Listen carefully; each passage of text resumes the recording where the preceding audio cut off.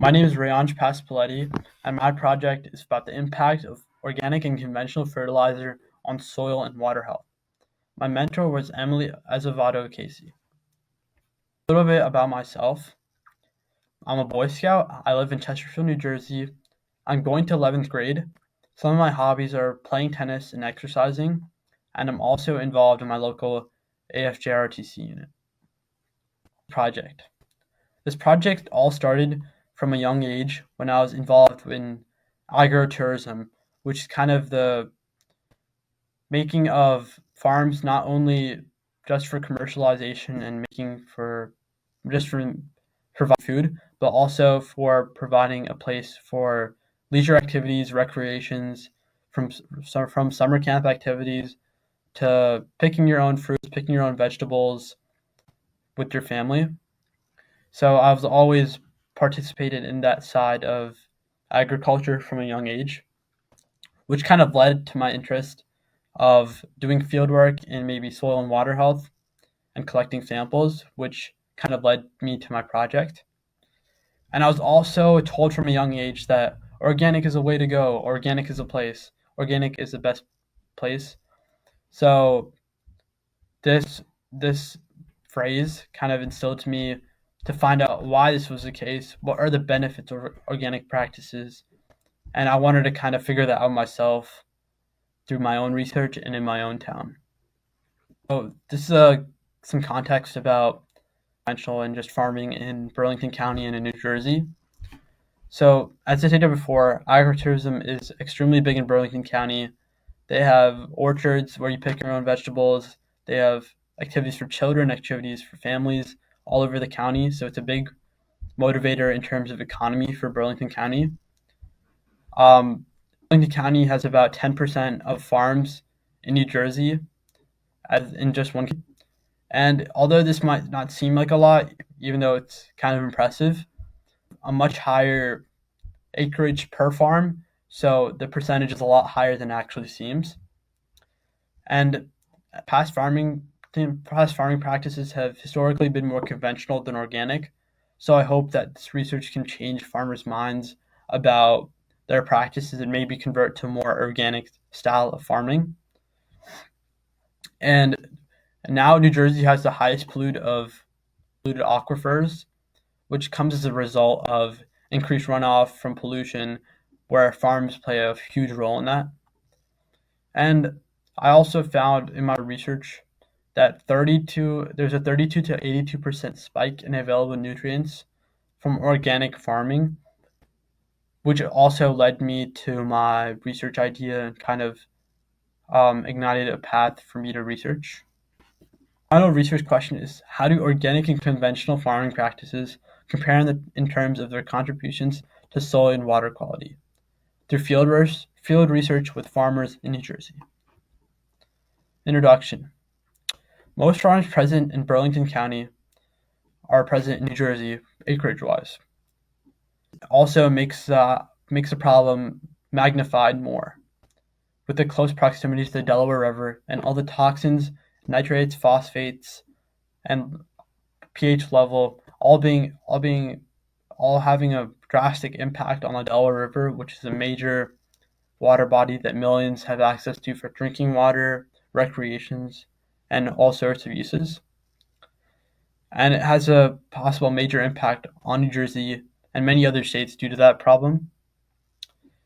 Farmers' hesitance is also a big player in why people don't switch from conventional practices to organic practices. Farmers' hesitance is a concept that farmers don't have enough money to be able to test out organic practices, although it may have higher yields in the long term, because they aren't able to risk a year of having low quality yields because their profit margins are so close together.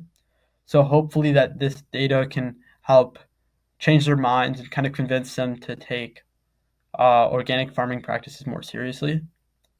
A few examples of organic farming practices are no-till, of non-conventional pesticides, or not using conventional pesticides, and also using organic matter as a form of fertilizer compared to other chemicals. such as soil. There are a few pieces of literature that aided my research, and the one about agritourism played a big role in kind of setting the context for my research project.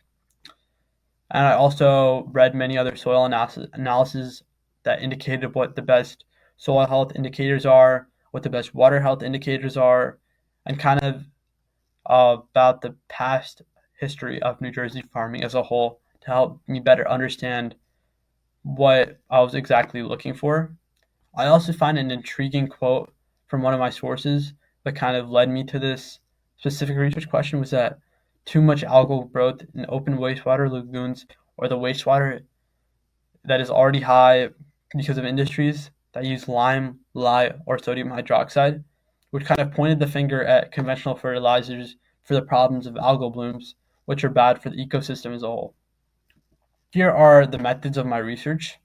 My first step was farm engagement, which was reaching out to farmers, finding farmers who were engaged, and ultimately hoping for a response back. After I got the response back, I went to the farm.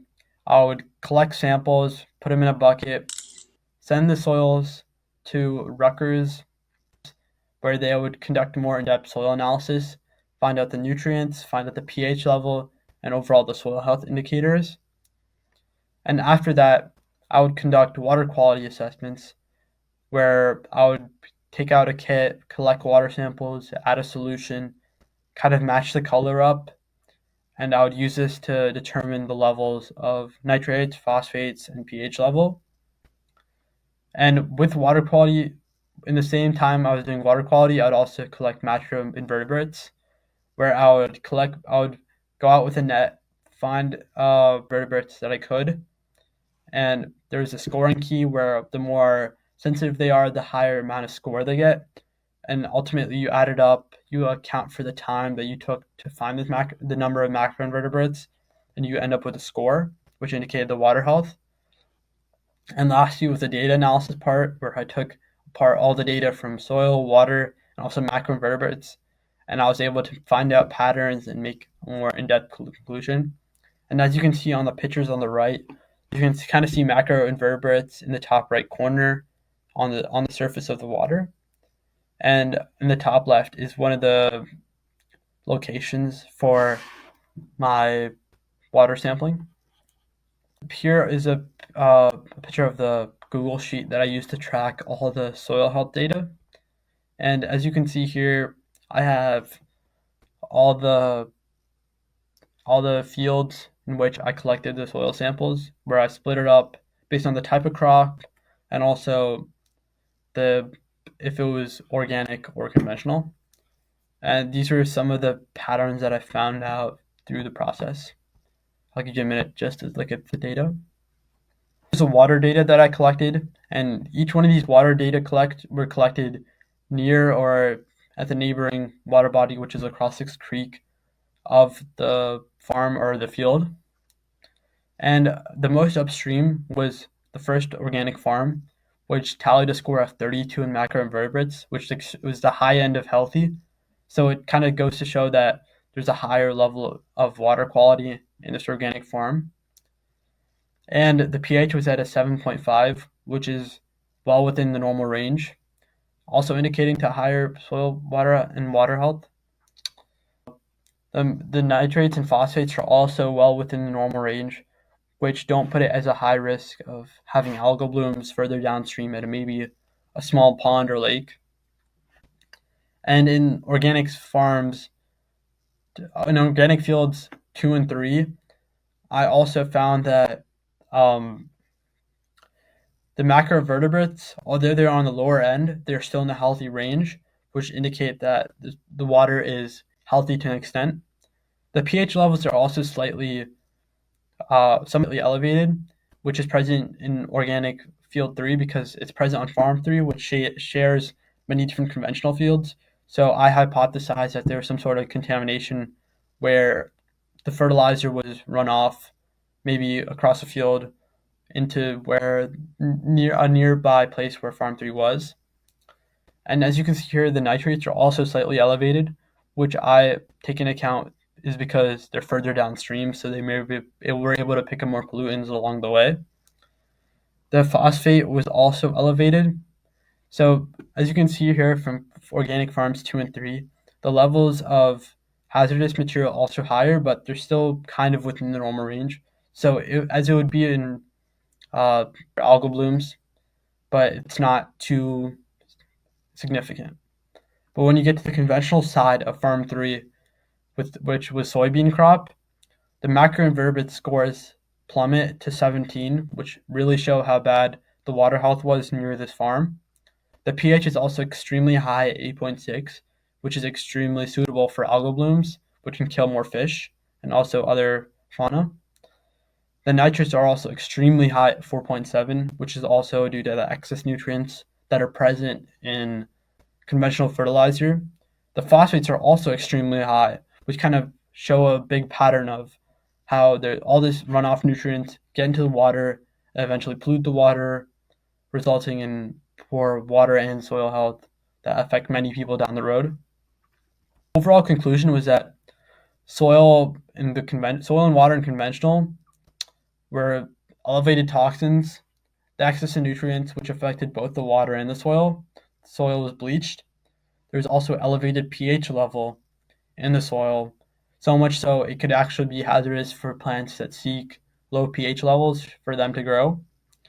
The water also had elevated levels of nitrates and phosphates, high turbidity, which was murkiness, also elevated pH level along with the soil, and also lower macroinvertebrate scores, which indicate worse soil health. Organic soil and water had adequate nutrients, although it lacked some. It still is better than having excess nutrients. Had healthy soil and also a lower pH level, making it more acidic, but the crops that were grown on that favored lower pH for it to grow. The water had lower nitrates and phosphate and higher macroinvertebrate scores. So although the turbidity didn't change, the other two indicators of nitrates and phosphates and also higher macroinvertebrates goes to show that the water quality was a lot better near the organic farms. Overall conclusion is that chicken manure causes soil and water health in a sustainable manner. Chicken manure results in slightly acidic soil pH, which enhances nutrient availability, particularly phosphorus and potassium, making it favorable for organic farming. Additionally, I believe that organic practices to help maintain soil and water pH levels within an optimal range prevent excess nutrient runoff and contribute to healthier ecosystems. These benefits are reflected in the higher macroinvertebrate populations and better quality indicators, such as lower nitrate and phosphate levels in nearby water. Overall, the use of chicken manure supports healthy long-term soil fertility and ecosystem fertility and stability based on my research. Conventional farms, on the other hand, show a trend of higher pH levels in both soil and water, which can lead to less favorable growing conditions, particularly for crops that are sensitive to alkalinity, while conventional fertilizers contribute significantly to calcium and other nutrients in soil. They also elevate nitrate and phosphate levels in nearby water bodies, leading to nutrient runoff and water pollution. This degradation of water quality is further indicated by lower macroinvertebrate populations, which indicate worse overall water quality. A few limitations of my research was that it was only captured at one data point, which is like a small 10-mile radius of within each other, so it might not be able to be magnified to the whole state of New Jersey or even the Northeast. And the water quality was taken between one time, so water levels, water quality can always fluctuate throughout the day and even throughout the year. So it only kind of represents one point in time. We can also inflect change by, I plan to present this to my local committee and kind of convince farmers, as farming plays such a big role in my town, of the benefits to the environment and also to their own crops if they switch to more organic practices in the long term. Research that can be done to this topic is also exploring the differences and impact of no-till versus till agriculture, and also exploring the effects of pesticide use on soil and water. The highlights of my project were farmer contact, since I was able to kind of get their point of view, kind of get through what their hesitance was, why they do what they do, their passion for farming.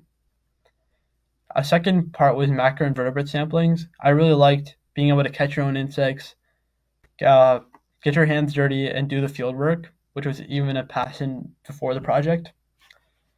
Soil and water data analysis was also a fun thing for me because I was able to go into a sheet. I was able to find out patterns and kind of make all these conclusions solely by myself, which I enjoy. And lastly, collecting water samples were also fun because I was able to go to the river's edge or creek's edge, get my hands dirty, add the solution, shake it around, and kind of match the color all by myself, which I highly enjoy. And thank you for watching.